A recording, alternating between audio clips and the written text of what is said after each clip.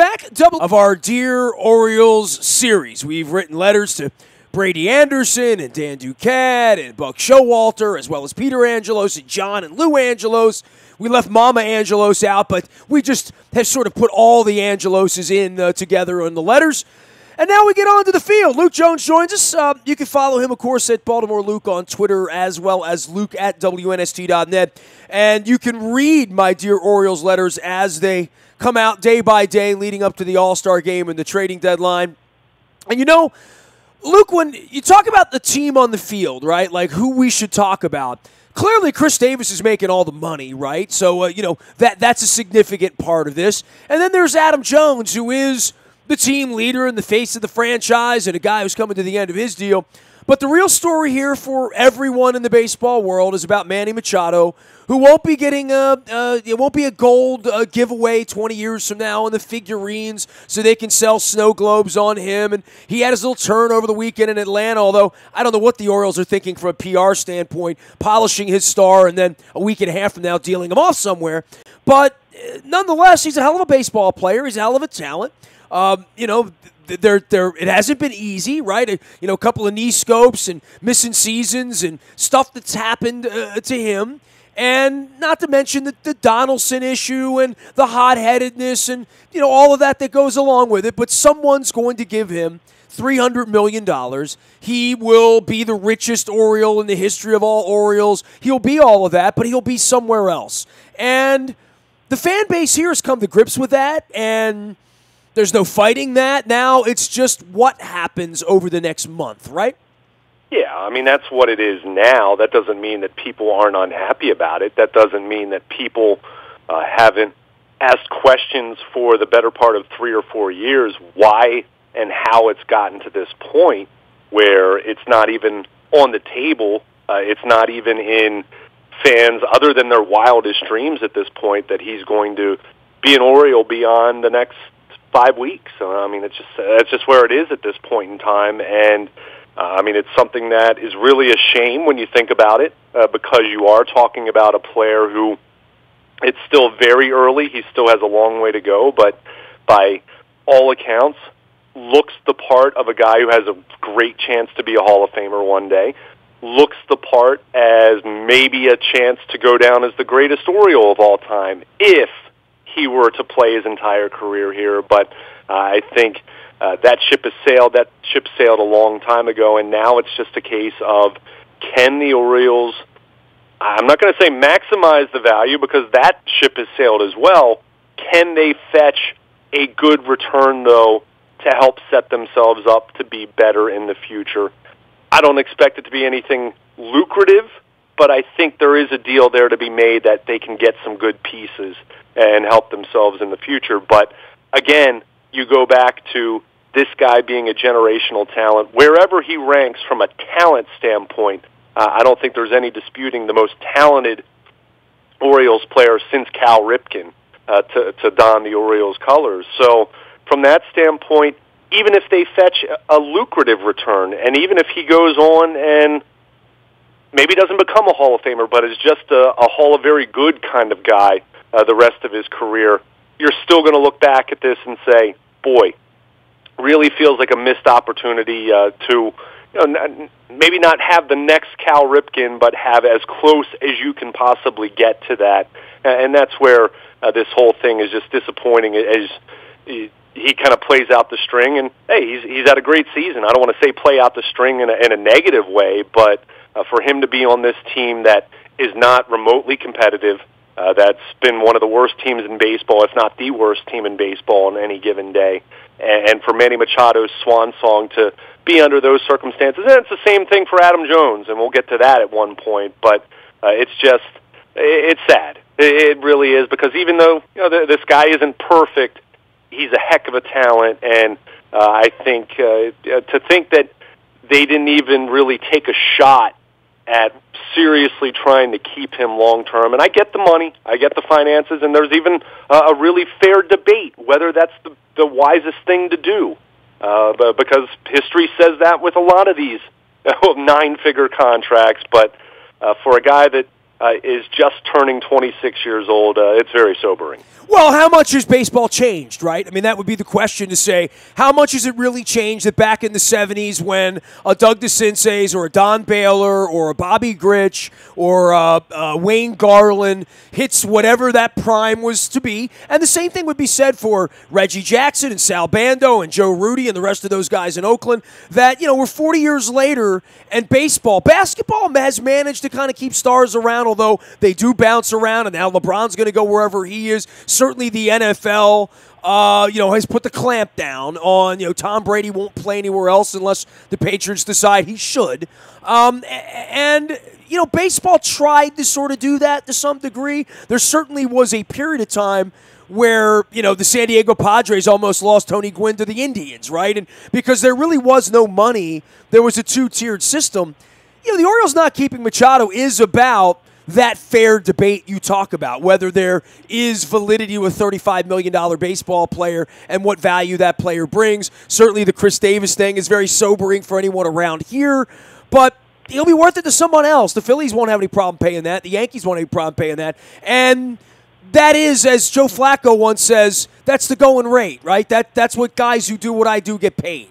And that's what Barry Trotz said 2 weeks ago when he went off to the Islanders as the fifth winningest coach in the history of the National Hockey League and the reigning Stanley Cup champ. When you're too cheap to pay, when you don't want the best talent, when you draft a Manny Machado, bring him through, believe that he's going to the Hall of Fame, you got to set aside $30 million a year to pay him. And you have to do the things like they did on Sunday on the way out the door to make people feel warm and fuzzy. My wife was making friggin' coffee on Tuesday morning telling me what Manny Machado did in Atlanta. Oh, wasn't it warm and fuzzy? I'm thinking to myself, well, if that went on 10 times a year the last 5 years, maybe somebody would feel like he's worth $300 million, and maybe people would come out and want to pay to watch him play the way they did Ripken. But people don't want to pay to watch Manny Machado play. That's the sad truth. No one comes to the ballpark thinking I'm seeing something special today and that they're going to pay $5 more a ticket. The Chris Davis surcharge, as we found out a few years ago with Mr. Angelos, no one wants to do that with Manny Machado. I don't know why that is. I mean, I'm not enamored with his personality. He doesn't have much of one. And I'm not enamored with his haircut. I don't like his haircut. I'm not enamored with all the nonsense that he's gotten into the last couple years. And I don't think he's a leader. I don't think, I don't think you necessarily build it all around him in that way. Maybe he'll morph into that. The Mr. Miami thing last year leaves me a little chilly. There's a lot of things about him that leave me a little chilly. But then you go out and watch him play and you say, do you want him in your lineup or do you not? We've had a generation of mercenary baseball players around here. If he just happens to be our local mercenary who hits .311 every year and hits 34 home runs and knocks in 118 runs, then I guess I'll take him around. But the fair debate would be taking the Angelo side of this. No ball player is worth $30 million a year. We've tried that with Chris Davis. We see it doesn't work, Luke. It doesn't work. I can hear that debate. Well, and a lot of these big contracts that have been handed out over the last decade plus have kind of provided some evidence in support of that side of the debate. Now, the difference here, and we've talked about this at length, we've talked about this, at least in passing you and I have about Bryce Harper. You're talking about very young free agents here. I mean, this is very unprecedented to have, maybe not unprecedented, but extremely rare to have free agents of this age where you're talking about guys that are in their age 25 season, guys that are hitting the market at age 26. I mean, it's just not something you see. Most of these nine-figure deals that have gotten teams into trouble have been more so the Albert Pujols kind of deals. The where Josh you're talking Hamilton, about a guy right? who's 30 or 31 years old, and you're absolutely paying for what he did at his previous stop. And that's what the Angels have been doing. He gave them a few nice seasons. He's still, he's not in Chris Davis territory for production, but he is a shell of what he used to be in St. Louis. And that's the deal when you're talking about these long-term deals. In most cases, you end up paying for what that individual has already done. And certainly the Orioles are doing that with Chris Davis right now. So From that standpoint, I hear that. I mean, some of the other issues you bring up, there's some merit to that. Although, I think you're being a little too cynical on Manny Machado just doing a nice thing for a kid, and they're going to try to get No. I'm not being cynical about that. It felt to me like a wrestling spot, like a wrestling promo. It started 2 weeks ago. He's a nice kid. He's a big fan. He's in Atlanta. I said to my wife, in 1987, I would have been that guy with the Houston Oilers. The long distance fan who loves the team. I think it's wonderful. It's great. Now they're going to trade him in 4 weeks. I don't know why the Orioles are playing that role. I don't know why they played him at shortstop. Quite frankly, I mean, I don't know why they didn't deal him a year and a half ago, because they don't know what the hell they're doing, which is what this series really is about. To say, well, you haven't known what you clearly botched this Machado thing. That thing is sitting out in front of us. You have clearly botched a lot of things. When are you going to stop effing up? When are you going to start doing things the right way instead of the wrong way? And who is going to be a part of that? And I think that should be the overriding question all summer long. The fact that a lame duck general manager is the guy who's going to be bringing in the players for this Machado deal that may or may not happen. And from every corner of baseball, Luke, I am told to be completely underwhelmed at whatever they get for Manny Machado. That has been sort of the going rate, that there will be no fleecing, there will be no highest sweepstakes bidder. Now, that being said, you get up on July 29th and 3 teams really want him, and the Dodgers win 10 of their next 12 and decide that they don't care about money anymore, which is a little far-fetched. The notion that they would deal him to the Yankees feels far-fetched. I don't know. I mean, Arizona's been the team involved, Chicago and Addison. I mean, it's palace intrigue around here at this point. But I've been told by everyone, don't expect that another Hall of Famer's coming back. Yeah, well, and to be totally honest, you should be skeptical even if someone's billing, as advertising that another Hall of Famer's coming back, because even the best prospects are what? Prospects. I mean, that's just the reality. That's the nature of the beast. Unless you're eyeing the mediocre major leaguers coming back in return, which I don't think that's what they should be looking for at all, but you never know. It is the Orioles. But I think in the case of Machado, I agree that I think expectations should be tempered, because as much of this doesn't have nearly as much to do with Manny Machado as it does timing, and I think we also have to recognize, and we're seeing this more and more, and take a look at what's happening in Atlanta right now. Take a look at what's happening in Philadelphia right now. We've seen this with Houston. We've seen this with the Cubs. Teams value young, talented, controllable talent. I mean, that's just what it is at this point in time. It's the greatest asset your organization has, literally. It's what the Orioles did with Manny Machado, bringing him up at age 20. And look at the value that he provided them, especially the first 3 or 4 years, the first 3 years before he hits arbitration, and what he provided in terms of surplus value. That's what all of these teams are valuing more and more, and that's why we go back to some of the themes that we talked about as far as the international market, as far as building a farm system, as far as putting more into scouting and player development. Why? Because this is becoming more and more, and it's always been true to some degree, a little bit more than people probably lent credence to, but this is becoming so much more of a young man's game. And when you alluded to the system that's in place with the first 6 years, and teams even milking out a 7th year by keeping a young player in the minor leagues, those are the most valuable commodities. So in the case of Machado, I think there's absolutely a good deal to be made. I am steadfast in that. I'm not convinced the Orioles are going to make a good deal for him, but I'm absolutely convinced there are at least 1 or 2 good deals out there that the Orioles can make. Now, is that going to turn around the entire fate of their franchise?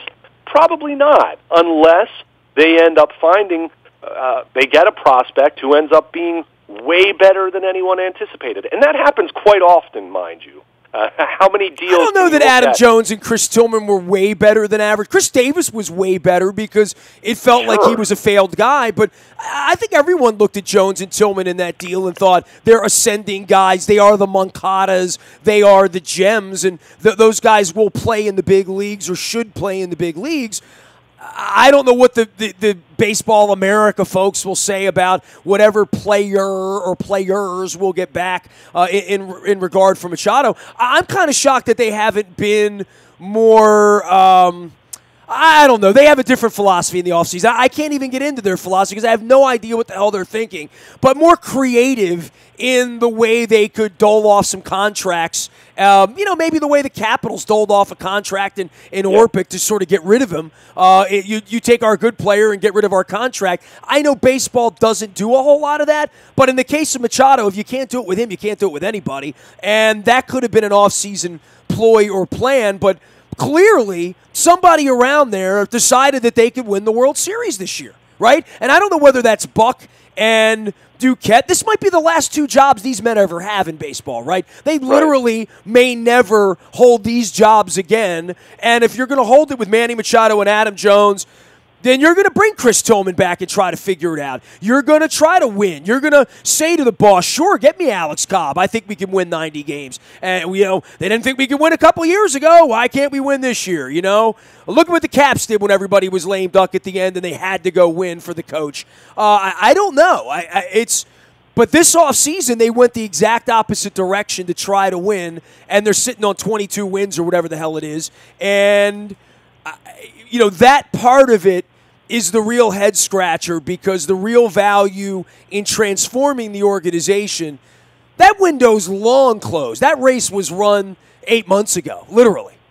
Yeah, and you can even argue that race started a year and 8 months ago. Sure, I think you could even go back to we've talked about this 2015, and not necessarily dealing Machado then, but some of their other assets trading then that they instead re-signed, like Chris Davis, like Darren O'Day, and they didn't get a return for those guys at that point, and then you kind of just go down the list as far as things you could have done, and we certainly go back to the trade deadline last year. This team could be in a way better position than it is right now. Now, that said, I'm not saying they would be a playoff contender. I'm saying that they might be 15 games, 20 games under 500 still, or worse, like they are right now, but they might be in a position that they would have gotten a handful of young talents that are either now in the major leagues or at the higher levels of their system, or however you want to couch it. That they just did this whole routine of kicking the can down the road over and over. Very similar to an NFL team that continues to restructure contracts, and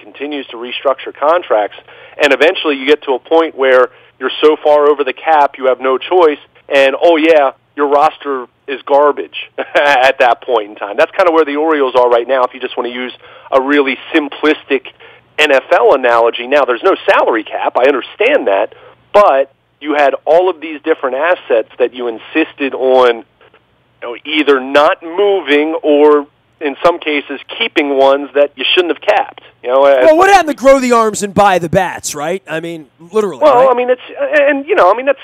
That's something that sounds nice. But you got to buy the bats, and when the bats come, you got to pay for the bats. When a guy hits 300 and is this kind of player, if you want him on your team after year 6, you got to pay for him, right? Or you got to maximize his value. They've done neither, literally, right? Well, but the problem is they paid for the wrong ones. When it really comes down to it, when you go all the way back to 2014, because they did keep Adam Jones, and he's someone they did sign at age 25, and they gave him a 6-year deal, and that worked out really, really well. I give them credit for that. And he was aged a little bit older than that, 26, about to turn 27 when they signed him. But similar circumstances to Machado, different level player. And I say that with no disrespect to Adam Jones. He'd probably agree with me as far as Manny being a transcendent potential Hall of Fame talent. That's why you stat nerds come up with a war and say, like, okay, this guy's worth 5 to 7 wins, right? Sure. Well, it's just a matter of what position he's played. The offense that he's put up at his best has still been better than what Adam Jones has done, even though Jones has been a consistent player. But my point is, they did keep Adam Jones. You go down the list since then, the guys that they let go, like Nick Markakis and Nelson Cruz, which it was funny. I mean, the Nelson Cruz coming back into town not that recently, and it's kind of like the ghost of Christmas past, so to speak. You see what he still has been for the Mariners, and that's the guy they let go. And then a year later, they re-signed Chris Davis. And then the following year, they re-signed Mark Trumbo, which hasn't been nearly as steep of a financial commitment as Davis.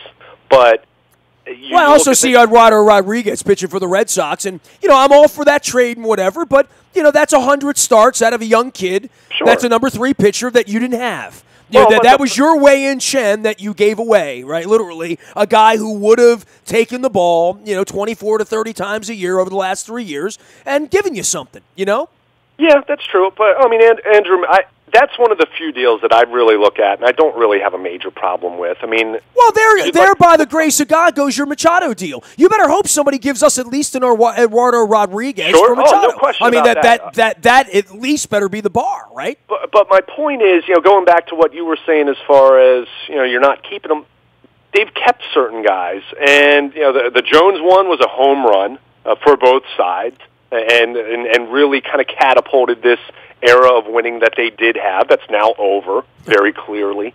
But you go down the list of guys that they let go and then guys that they kept. The first J.J. Hardy extension was great. Second one, not so good. and that's being kind, and that's coming from someone who was a J.J. Hardy guy. But his last few years, it was pretty brutal at the plate. Well, they got value out of Wieters. They never really overpaid him. He had to go out the side door. That wasn't a mistake. Nelson Cruz was a huge mistake, right? Yeah, Cruz was a mistake. Markakis, for me, wasn't as much. I would have kept him, don't get me wrong. And certainly when you look at the final year of this current contract that he's had in Atlanta, he's been an all-star caliber player and has a great chance to be an all-star this year. But I think you look at the first 3 years of that deal, he didn't do anything out of this world. The problem was what? They didn't adequately replace him. Nick Markakis wasn't a player that was impossible to replace, but you got to do better than Travis Snyder. My goodness.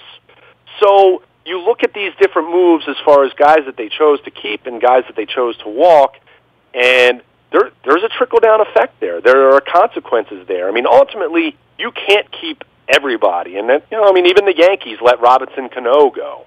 And you're talking about a guy that prior to this PED suspension was someone that was very much in the Hall of Fame conversation. So it's not as though every team keeps every good player that they have over the long haul, but you need to make the right decisions, and clearly the Orioles didn't make the right decisions, and specifically Peter Angelos made a terrible decision as it relates to Chris Davis, especially this being worse than anyone even could have imagined at the time. But you get to Machado, and you had to know all along from the time he was hitting 50-plus doubles at age 21 in 2013, you had to know this was going to be the kind of guy that was going to take well over $200 million to keep long-term. And where was the forward thinking? I've said to you on a number of occasions, to me, the time to really pull the trigger, even though it would have been risky, these deals, there's no such thing as a safe 9-figure contract. That's just the truth. I don't care who the player is. There's always going to be risk involved. But the time for me... And there have been very few good ones. Let's start with that. Exactly. There have been very few teams that have spent more than $100 million on any player and even won a championship in the aftermath that said, wow, that was a great value proposition for us. The better value proposition would be, find me Miguel Gonzalez. Find me a guy that can go out and actually do this for $2.8 million for a year or two, and then we'll let him go blow his arm out somewhere else at $10 million a year. Yeah. That's real. And for this day and age, I think it's almost become like quarterbacks in the NFL. You want to maximize your Carlos Correa, your Francisco Lindor, your Chris Bryant, whoever it is, whoever that young transcendent talent might be. You want to have that kind of the timing and the calibration of your roster to be in line with that player's 6 years of club control, that you can take advantage of that, because you know once they hit the end of that, unless you've signed them to a long-term deal, and in those cases, at best you've done what? Maybe bought out a couple years of free agency. You're going to have to pay the piper, so you want to maximize your window to win a World Series in the same way that you talk about that with a young quarterback on a rookie contract and how you can just do so much more with the rest of your roster in the NFL. That's kind of what it's become more so in baseball these years. But my time, that I've always said, and I'll say this again, that the time to try to have locked up Manny Machado from a standpoint of buying out a couple years of free agency. You weren't going to give him a 12-year contract at age 23. I'm guessing Manny Machado would not have taken that. But coming off of his second knee surgery in 2014, when this wasn't ACL reconstructions, but sure, there was some risk, and sure, there was some unknown. Could you have signed him at that point to a 6 or 7 year contract and held on to his services through, say, 2020 or 2021, and he still could have gotten another bite at the apple at, say, age 28? I think there's a possibility of that. You could have done that. Now, what else would they have done in the meantime to extend their window? That's a great question, because even if Manny Machado was under club control for another 2 years and you had signed him to a deal, we'd still be talking about you probably should be trading this guy right now, because you're not winning with him, and now's an opportunity to trade him. And in that case, they could have gotten a very lucrative return. But now, with him being a rental, again, I think there's a good deal out there to be made, but the idea of trying to fleece a team and you're going to get a future Hall of Famer and 2 All-Stars. Well, dude, all of these are rentals, right? I mean, over the history of mankind, every one of these deals that happens is an 8-week rental. Now, whether at the end you fall in love with the player and the player falls in love with you and they decide to stay, or whether this is a wham, bam, thank you, I'll go sign where I'm going to sign at the end of the year. And I don't think anybody that believes they're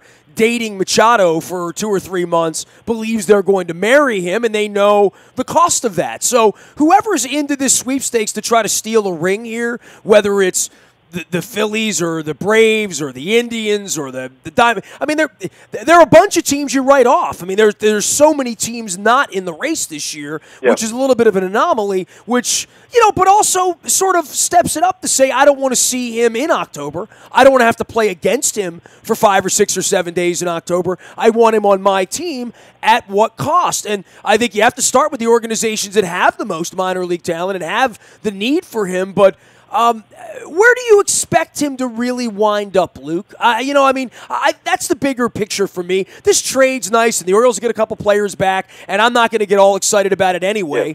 But I would love to know who will be the 8-year, here's $280 million, or whatever that number is going to be at the end. I wonder who that's going to be in Machado, and whether it's going to be worth it in the end. I wouldn't give him that money for all the reasons that I brought up at the beginning. He's a nice ball player. I also watched him at 200 last year. I've also watched him be a hothead. I've also watched him not be as mature as I want him to be. He's also had a couple of knee, injuries, and I would get Mr. Angelos' medical staff to take him a look if I was going to give him $280 million, and I'm damn sure, have Bob Ames in on buying the Albert Bell insurance as well. But I worry for the team that signs him, quite frankly. I do. Well, I'll give you another issue that goes beyond that. And you know that I've been critical of Manny Machado for past transgressions. Yeah, I'm not in love with him. I've watched him play here. Yeah. I think he has grown up the last year or two. I've seen more of a maturity in him. I think even last year with the Boston stuff, which I still think was much more a complete overreaction by a hot-headed Red Sox team that kind of started with their manager, John Farrell, at the time. I mean, and I look at how I thought he handled that, which I thought he handled that much, much better than the Donaldson thing, than the thing with the late Yordano Ventura. I think he handled that in a much more mature way. I have seen more maturity from him in general over the last couple of years, and some of that's to be expected. I mean, he's turning 26 years old. I mean, he's not that baby-faced kid anymore. He's starting to, he's entering the quote, prime of his major league career. And I think there should be some maturity there on his part, understanding that he's about to become someone who has a lucrative 9-figure contract, and whether that number ends up being $250 or $300 or whatever it ends up being, it's going to be lucrative. Well, he'll be the face of wherever he goes, he better be ready to carry that around, and the Red Sox are going to be ready to fight with him the next time they see him, especially if he's in pinstripes. Sure. So as much as you lay out some of those issues, and there's that's certainly part of it, and I think the knees, even though there's been no hint of any issue with his knees since having that, and remember, that was more of a genetic kind of deficiency that he had that was corrected in each knee. So my big question at this point, and this, I don't think this is going to pertain nearly as much to whichever team acquires him at the trade deadline, because I think whatever team's looking at him, they're looking much more on the offensive side as far as what he brings with the bat. My question is, where is he going to play? Because he's made it clear, and look, do I think he could change his mind on this if the top bidder says, Manny, we want you to play third base? But he's been pretty adamant about wanting to play shortstop. The eyeball test has not been, it's been iffy at best. He's made some good plays, and he's made a lot of plays where you say, Francisco Lindor makes that play. Andrelton Simmons makes that play. Trey Turner makes that play. Manny didn't make it just now. And so that's the eyeball test. You go to some of the metrics, and look, defensive metrics, as much as they've come a long way, they are still very volatile. Manny Machado is last in Major League Baseball in defensive run saves among shortstops. The analytics say that Manny Machado is not just an average or so-so shortstop. He's a 3 in Stratomatic. The analytics say he's a bad defensive shortstop. Now, you can put as much stock or as little stock into that as you want. And look, we're talking about a half year. Can you make an argument that he can improve and become more comfortable there? And I think he's even had some stretches this season where he looks more comfortable and looks more like a shortstop. And then you see him do a couple things where you just say, no, I need better than that from my shortstop, especially if it's going to be someone I'm paying 9 figures. So I am very interested to see if in whichever team is willing to make him, give him that the highest bid, and I assume he's going to go to the highest bidder within reason, or whoever ultimately has the golden ticket, and Manny Machado says, yeah, I want to play for you. I'm going to be really interested to see if that team is willing to just say, yep, you'll be a shortstop, Manny. That's whatever you want. And that's not even as much of an issue now, say 2019, when that team signs him this offseason, as much as it becomes an issue in 2021, 2022, because his range isn't getting better as he hits his late 20s. It's getting worse. And even when he was drafted in 2010, there was absolutely discussion even at that point because of his size, because he had a frame a la Alex Rodriguez, whether he would be able to stick at shortstop long term. And I continue to see a guy who is much better suited to be a third baseman than a shortstop, and the numbers support that. And to go back to the whole WAR argument, to put this in context, him being a third baseman when he's been at his peak, and clearly this year he's had his offensive peak, so it's kind of tough to put those two together because you haven't seen it. But in that case, he's a 7-win kind of player, an MVP candidate, great hitter. Maybe not the elite platinum glove third baseman he was 4 years ago, but still a gold glove caliber third baseman, no questions asked. Him at shortstop, he's kind of fits the mold of more of a 4-win player, which is still really, really valuable, don't get me wrong, but based on what we've seen from him at his new position, he's not going to bring you that same value at short, other than premium offensive production for the shortstop position, which there's still plenty of value to that, don't get me wrong, but from a strictly defense-minded standpoint, this is very much going to be a interesting question, but I still think at the end of the day, as much as he's talked about playing shortstop, if the highest bidder or whichever team he really fancies himself going to, whether it ends up being the Yankees, whether it ends up being Philadelphia, the Cubs, wherever, if their first choice, if their top preference is to make him a third baseman, I still think it's quite possible that Manny will just say, okay. I think he'd like to play shortstop, but again, you're that team giving him a 9-figure contract. You want to try to maximize that value as much as you can. So I think that's going to be an interesting part of the discussion, not at the trade deadline as much as when he hits the market this fall and whichever team's going to back up the Brinks truck for him. Luke Jones can be found, Baltimore Luke, on Twitter, and Luke at WNST.net. All of our WNST coverage brought to you by our friends at Royal Farms. Real fresh, real fast, and, of course, the tasty Kona Blend coffee in your cup in the morning. Make sure you're using the ROFO Rewards card as you pump your gas. You'll get your fried chicken and your Western fries for free. The only thing that makes the Western fries better is when they're free. Also brought to you by our friends at King Discount Liquors, Lottery, Beer, Booze, and the best prices in Baltimore. Get to Rosedale and give the King a ring. See Johnny Pev and the King All-Stars as my Free the Bird shirt has popped up on some TV commercials, but nobody's watching the Orioles, but I watch, and I laugh when I see it as well. Freedmont Mortgage, don't make a 30-year mistake by choosing the wrong lender. You need the right lender. That's Carl Delmont and our friends at Freedmont. Learn more at Freedmont's education series. That's Freedmont Mortgage U, online at Freedmont.com. Whether you're buying, selling, or just thinking about it, Freedmont Mortgage has answers for you. And Carl Delmont's talking some soccer here throughout the World Cup and beyond with his Celtic program and the Harrisburg Heat as well. Luke is here. We're talking Manny Machado. We're in the middle of our Dear Orioles Manny Machado letter. You'll be able to read my letter out online, and of course, so you can hear all of our Dear Orioles letters in the buyatoyota.com audio vault. Sort of the last thing on Machado would be how this relates to the rest of these guys, right? Like, how, and I think the Messina thing in that era, and I know you weren't around, but everybody around it saw it, and it was a morale killer for everyone else. And I don't know what this season represents for Scope or for Bundy or for Gosman or for Mancini. And I don't know that there's any other player here. Chance Cisco's, whatever. I mean, the next prospect of guys who think they're going to make $10 million a year playing baseball, whether they're going to do it here or elsewhere.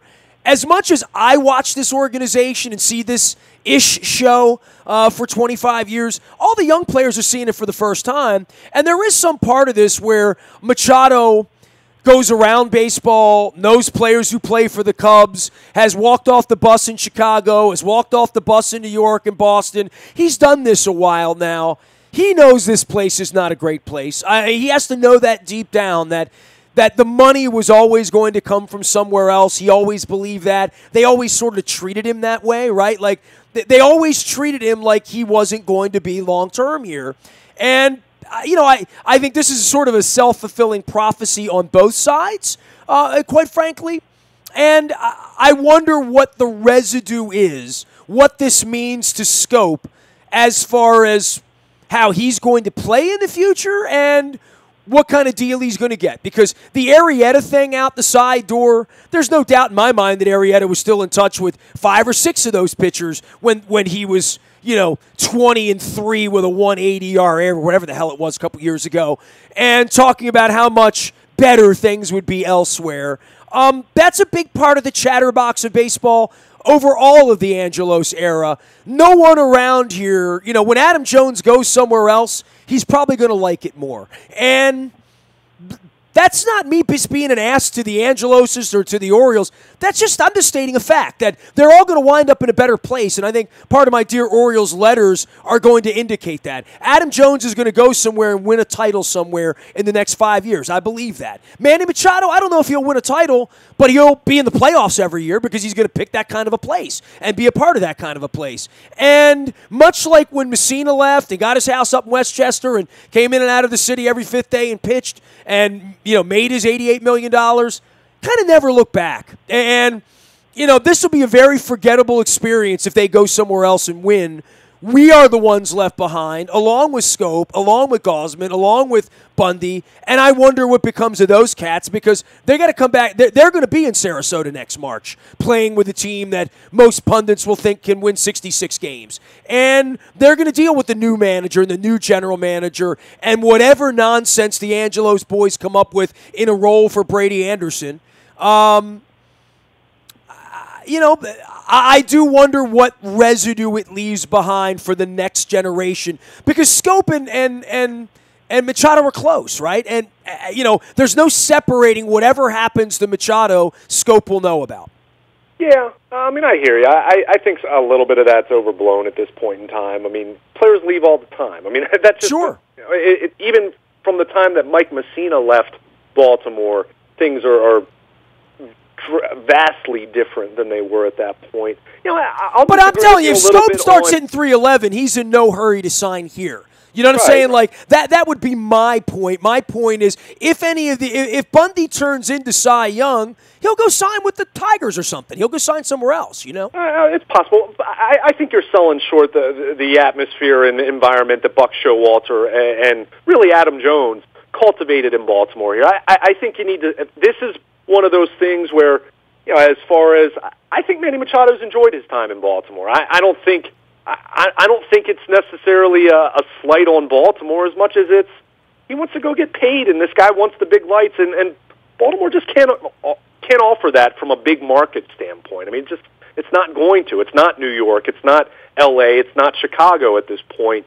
But as much as you point to ownership and dysfunction in the front office, I don't think that has had near the impact, because they were able to win for a long time. So I think the clubhouse and the players' environment was positive for a long time. Now, what it is now, I don't care what your clubhouse culture is when you're 30 games under 500. It's going to stink. I don't care how close-knit guys are. It's going to stink because no one wants to lose. So from that standpoint, yeah, I think guys are going to move on, and they're hopefully in the case of Jones or Machado or whoever you're looking at fondly from a distance when they depart.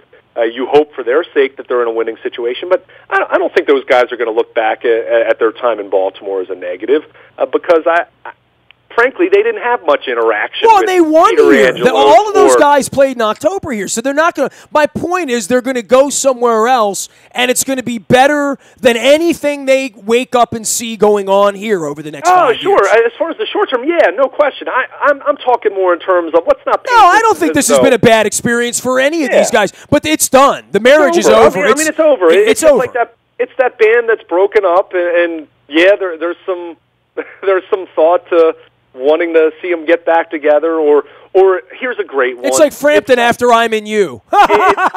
Here's a good one for you, and I know you're not a big movie guy, but it's that movie franchise that kind of came out of nowhere and was really successful and a lot of fun, and they found a way to keep a lot of the original cast members together for at least a couple sequels, but it's kind of gotten to that point now where it's at the end of it. They're on sequel number 5 or 6. There's only a couple original cast members left, and you can tell they're just not feeling it.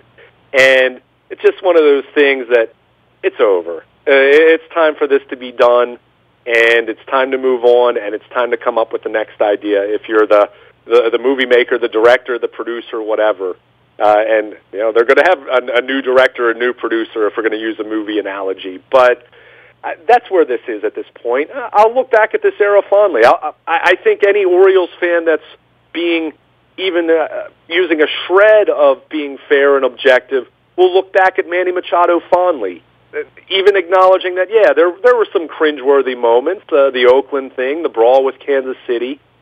But overall, you'll look at Manny Machado as a kid who came in and solidified their 2012 playoff team and was a Gold Glove third baseman, was an all-star, was a guy that was in the MVP conversation, and there'll certainly be a sense of what could have been had the organization proceeded differently, but that ship has sailed at this point, and, if he goes to the Yankees or he goes to the Red Sox, I get it that people won't cheer for him in the same way that people didn't cheer for Mike Messina, but you hope that that's more based on the fact that you just hate the Yankees or you hate the Red Sox and not something personal. That was the thing that always bothered me about Messina, that there was so much hatred and venom spewed toward him.